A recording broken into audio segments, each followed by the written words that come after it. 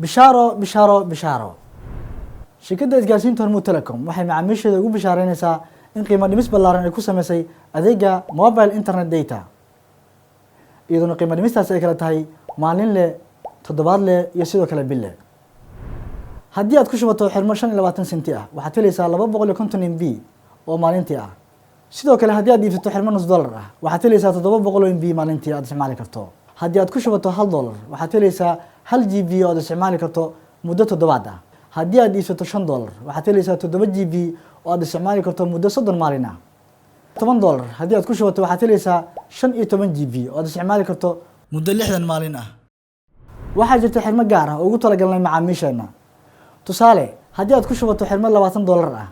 waxaad helaysaa data aan kaa go'aynin oo muddo bil aad isticmaali karto haddaba si aad ugu shubato haddii uu kugu jiro kaar ku hadal ah kaliya taabo xidig 450 afar gees ama sidoo kale EVC Plus-kaaga ayaad uga shuban kartaa adigoo garaacaya xidig 720 xidig 6 nambarkaada ayaad gelinaysaa xidig lacagta ayaad dooranaysaa afar gees mahadsanid macmiil